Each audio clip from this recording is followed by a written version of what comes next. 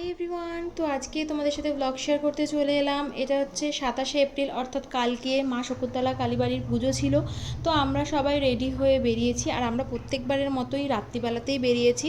তখন বেরিয়েছিলাম হচ্ছে 12টা 10 এরম বাজে, সেই সময়তেই বেরিয়েছিলাম।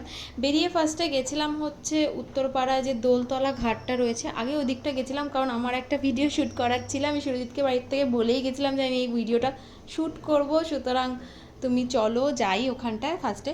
আগেরবারও আমরা তাই গেছিলাম, দোলতলায় আগে গিয়ে তারপর আমরা ওই দিকটায় গেছিলাম।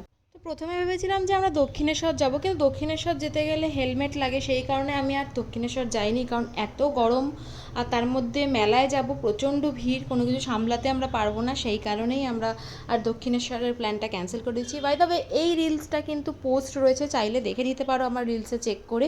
আমি আজকেই পোস্ট করেছি, জানো তো। আজকে না আমি একদম একটা ডার্ক লিপ শেড পরেছি, তোমরা দেখতেই পাচ্ছ। আমি এত ডার্ক লিপ শেড পরি না, তবে আজকে বেশ ভালো লাগছিল এই লুকটার সাথে, ওই জন্য পরেছি। তোমরা জানাবে তোমাদের কীরকম লাগছে, আর তোমরা যদি এই লিপ শেডটা জানতে চাও তাহলে অবশ্যই কমেন্ট করো, আমি বলে দেবো। আমি দুটো শেড মিক্সড করে এটা তৈরি করেছি।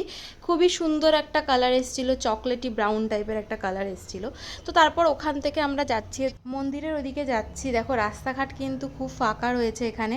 উত্তরপাড়ায় এখন ফাঁকা রয়েছে, কিন্তু একটু পর থেকে তোমরা দেখতে পাবে যে কি ভিড়। এখন কিন্তু প্রায় 1:30-2 বাজে, সেই সময়ে আমি কিন্তু ভিডিওটা নিয়েছিলাম। উত্তরপাড়া কোন্নগর অনেক জায়গায় কিন্তু এই কালী পুজোটা হয়। দেখো এখানেও একটা জায়গায় হচ্ছিল, অনেক কটা জায়গায় আমি দেখতে দেখতে যাচ্ছিলাম পুজো হচ্ছিল। আর এখানে দেখো দণ্ডি কাটছে। সবাই নিশ্চয়ই জানো যে মা শকুন্তলা কালীবাড়ির ওখানে যারা পুজো দেয়, মানসিক থাকে, তারা দণ্ডি কেটেই যায়।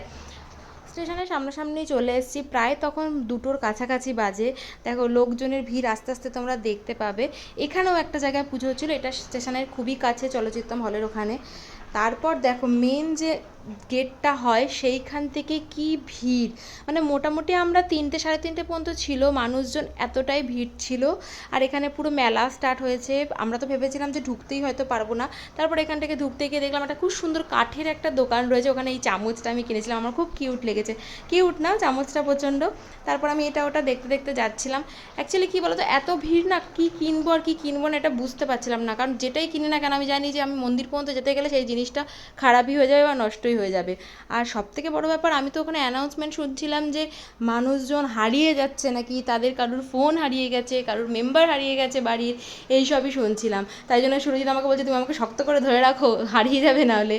তো যাই হোক, তারপর একটা দোকানে দাঁড়ালাম আইসক্রিম খাওয়ার জন্য, কিন্তু দেখো এটা লোক ঠকানোর বিজনেস, বলেছে মেট্রোর আইসক্রিম, কিন্তু দিয়ে দিচ্ছিল অন্য। তাই জন্য আমরা চেঞ্জ করে আবার মেট্রোর আইসক্রিম নিলাম।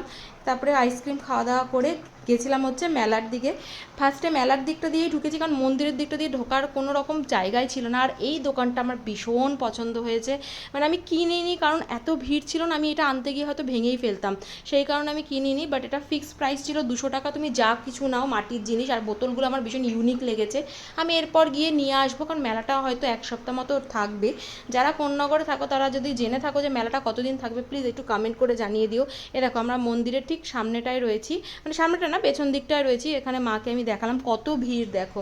এখানে কিছুক্ষণ দাঁড়িয়ে একটু প্রণাম করে তারপর ওখান থেকে বেরিয়ে এসেছি, কারণ এত ঠেলাঠেলি হচ্ছিলো ওই জায়গাটায় যে ওখানে দাঁড়ানো যাচ্ছিল না। তারপরে মেলার দিকটা দেখালাম, দেখো মেলাতেও সেমভাবে ভিড়। আমরা তো গোটা মেলাটা ঘুরেই দেখতে পাইনি, যে এতটাই আমাদের কষ্ট হচ্ছিলো। তো আমরা চোখ মুখ দেখে বুঝতে পারবে আমার যে কতটা আমি ঘেমেছি। দেখো মেলার অর্ধেক দোকান দেখতেই পারিনি, ঘুরতেও পারিনি, তাই জন্য ভেবেছি যে পরের দিনই আসবো। অনেক কষ্ট করে মেলার ওখান থেকে আমরা বেরিয়ে গেছি ঠেলাঠেলি করতে করতে, কারণ এত ভিড় ছিল। তোমরা যারা গেছো তারা জানো যে কি পরিমাণে ভিড় ছিল এখানে। তারপর দেখলাম হচ্ছে এই আইসক্রিমের দোকানটা, আমার এই আইসক্রিমটা ভীষণ ফেভারিট, কিন্তু এই আইসক্রিমটা আমার ভালো লাগেনি সেদিনকে। প্রচণ্ড পান মশলা টাইপের একটা ফ্লেভার ছিল, আমার একদমই পছন্দ হয়নি। আমি একটু খেয়ে আর খেতে পারিনি, সুরজিৎকে দিয়ে দিয়েছি। আমরা তো বাইকে গেছি, কিন্তু বাইকটা যেন আমাদের অনেক পেছনে রাখতে হয়েছে, মানে সেই স্টেশনের ওখানে ধরে নাও বাইকটা রেখেছি, আর আমরা হাঁটতে হাঁটতে এদিকটায় এসেছি। তো আমরা হাঁটতে হাঁটতেই যাচ্ছিলাম বাইকের দিকটা, যেতে যেতেই তখন সুরজিৎ বললো একটু চিকেন পকোড়া খাবে, তাই জন্য একটা দোকানে দাঁড়ালাম। তখন জানো বাজে রাত্রি 3টে, ভাবো 3টের সময় আমরা এইসব উল্টো পাল্টা খাচ্ছিলাম। তো খাওয়া দাওয়া কমপ্লিট করে তারপর বাড়ি এসেছি, মানে একদম ভাল লাগছিল না। আর বাড়িতে এসেই তো ফার্স্ট আমি এসি আর ফ্যানটা অন করেছি, মানে আমার মনে হচ্ছিলো যে আমার মানে জান ফিরে পেয়েছি একদম, এত গরম লাগছিল, প্রচণ্ড এক্সট্রিম গরম ছিলও কালকে। একটু কোল্ড ড্রিঙ্কস খেয়ে আমি একটু ঠান্ডা হলাম। তারপর আমি একটা জিনিস তোমাদের সাথে শেয়ার করছি। আমি প্রত্যেকবারই মেলার থেকে এই জিনিসটা কিনি, আর কিছু কিনি আর না কিনি, একটা হচ্ছে লাইট। সেটা হচ্ছে আগের বারও আমি, যদি তোমরা কেউ ব্লগ দেখে থাকো, আমি কিনেছিলাম একটা রেড কালারের এরকম ল্যাম্প টাইপের। এবারেরটা কিনেছি একটু অন্য ব্লু কালারের। তোমরা জানাবে যে এই লাইটটা কীরকম হয়েছে। তো দেখা হচ্ছে নেক্সট ভিডিওতে। সবাই খুব ভালো থেকো, সুস্থ থেকো, টাটা।